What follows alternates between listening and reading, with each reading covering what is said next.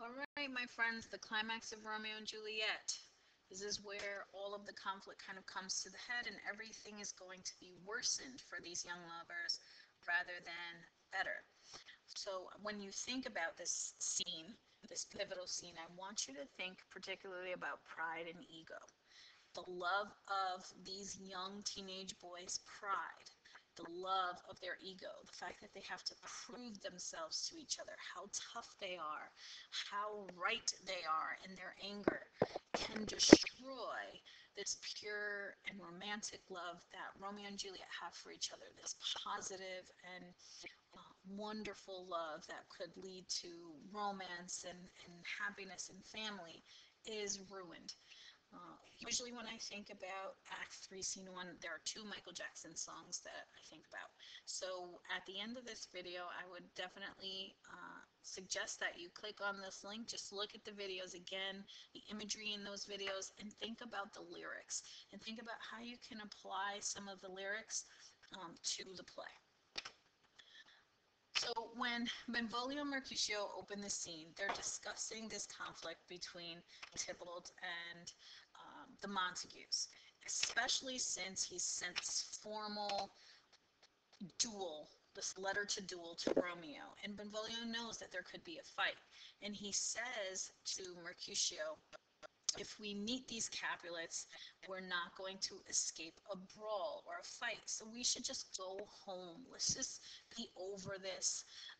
Let's go home. Now, Mercutio is not one to back down to anything. We know from Act 2 that he does not care for Tybalt's personality. So he's going to try to change the subject and make light of it and make a joke, as he always does. He's a jokester. So he decides to tease Benvolio to kind of get Benvolio's mind off of this idea of peace. And he says, you know, you're always talking about peace, Benvolio, but you have a temper just like the rest of us. Your temper just happens to come out more when you've had a couple of drinks. And you tend to fight for silly reasons, like somebody has more hair in their beard than you, or someone has woken up your dog when your dog was taking a nap. Now, we don't know if this is actually factual or if this is just another one of Mercutio's silly stories, but it's a little comedy before the conflict. So when Tybalt does approach Mercutio and is looking for Romeo, he uses this word consortist, and this annoys Tybalt. He finds this so annoying because he feels as if Tybalt, again, is just being pretentious and trying to show off in front of his friends. Remember, this whole duel, this letter to challenge Romeo to this duel, is about his pride and his ego, and he was embarrassed in front of his friends. So he's trying to get around the prince's ruling that they can't fight on the streets of Verona, and he sent this formal challenge. But Mercutio thinks this is just him being pretentious. He's attempting to impress others by affecting greater importance, talent, culture than is actually possessed. So he's making himself try to sound all sophisticated by using this word consortist. But, you know, he's really just being silly. This is not a reason to want to fight Romeo. And he's showing off. So Mercutio takes this word consortus, which has a double meaning. It means, you know, you're a musician and you get together with other musicians and you play. So he's provoking Tybalt when he says, here's my fiddlestick or my musical instrument. Here's that shall make you dance. Zounds, consort. So obviously it's not a literal fiddlestick, it is his sword. And when he uses this word zounds, it's really antagonistic language because zounds means by the wounds of Jesus. It's a swear, it's profanity. And his goal is to humiliate and try to humble Tybalt.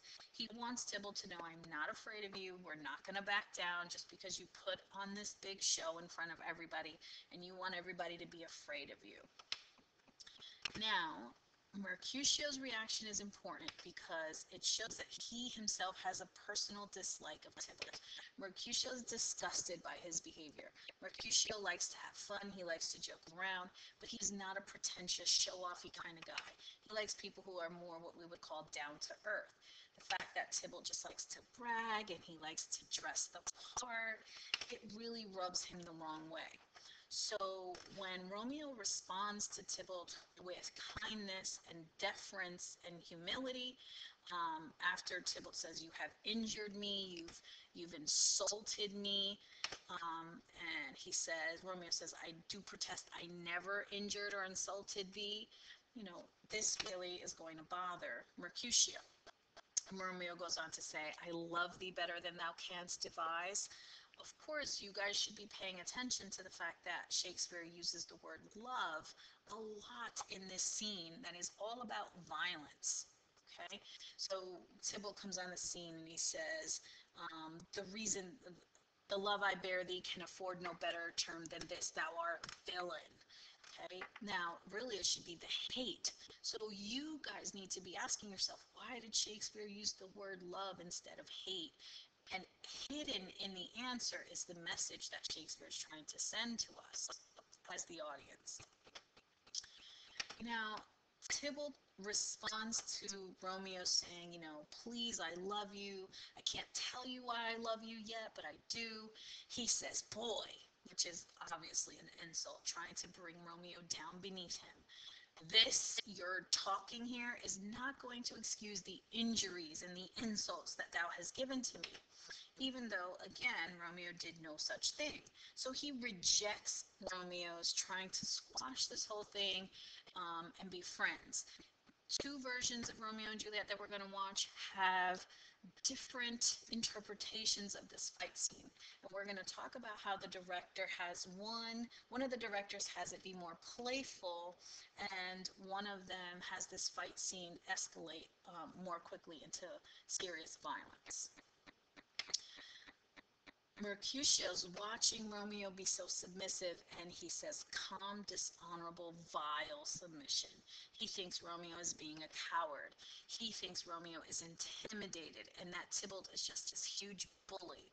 He also believes that Romeo is still heartbroken over Rosaline, and that's part of the reason why he's not in the right frame of mind to stand up to someone like Tybalt.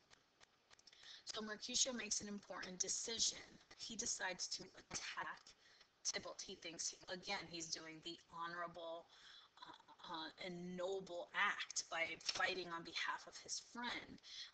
And he tells him, "Good King of Cats, I want nothing but one of your 9 lives." That whole King of Cats illusion, these cats that are kind of self-absorbed from this story, Renard the Fox, it's an insult to Tybalt. So he's constantly insulting him. Now, this whole situation at this point is fate, okay? Because Romeo cannot control what Mercutio is saying or doing. He cannot control or change Tybalt's behavior toward him, and he feels helpless. Romeo's also deciding to fight at this point because, one of the last lines that his friend says to him is, "Why the devil came you between us? I was hurt under your arm." So basically saying it was your fault. And now Romeo's carrying all of this guilt, right? So he feels it is his responsibility to avenge his friend's death, to get justice for him. Again, Mercutio told Romeo, "I hope both of your houses die of the plague. A plague on both your houses. Hope you all die." And this weighs heavily on Romeo's heart. So Romeo's demeanor changes. Up to this point, he's been the hopeless romantic. Yes, he's been sad over love. Now he's happy over love, but he's never been violent or aggressive. But he changes. One of my favorite lines from this scene: "Mercutio's soul is but a little way above our heads, staying for thine to keep him company." So he says to Tybalt, Mercutio has just died, and his soul hasn't even made it all the way up to heaven yet. Why? Because he's waiting for you to go with him and keep him company in heaven. So we see this fearless and brave side of Romeo. He tells him, "Either thou or I or both shall go with him. So you're going to die, I'm going to die, or we're both going to die. But Mercutio will be avenged." Romeo again is deciding to fight because he feels as if Juliet's beauty has made him effeminate or like a girl. So he feels as if his bravery has been softened, his sword has been softened, and he needs to, in a sense, man up. Again, pride, ego. Romeo's able, to defeat Tybalt, even though Tybalt is such a good fighter. Because if you think about the reasons behind this fight, Romeo has the better reasons. Romeo's world is literally crumbling. He started this scene. He walked onto the scene thinking about his wedding night. He's newly married to Juliet. Now, Tybalt has slandered his reputation, called him a villain with all of these evil words. His best friend has died because of him in his mind, and so everything is just, destroyed. And so he feels as if he has nothing to lose, and he's got this anger and bitterness. And when you think about why Tybalt wants to fight Romeo, why? Because he's a Montague, because he went to the party, because his uncle slapped him up a little bit and he was embarrassed. When you get down to the heart of a reason to want revenge or a vengeance, Romeo has the better reason. And Romeo's, um, you know, pride is more damaged than Tybalt's. So when Romeo says, I'm fortune's fool, this is a reference to fate. I am fate's fool. And in Romeo's mind, the gods is just like playing a game with his life and laughing at all of his misery, like if he's like some cool fool or court gesture. So he feels as if, God is just laughing at all of the tragedies in his life.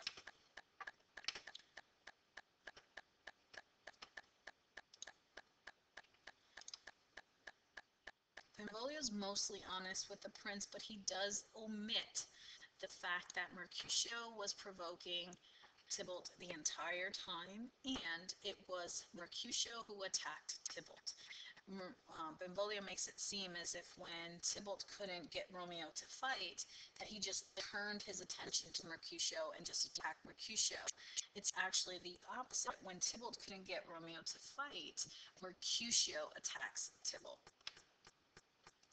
Romeo's punishment for killing Tybalt is banishment. He can no longer live in Verona. He's been exiled.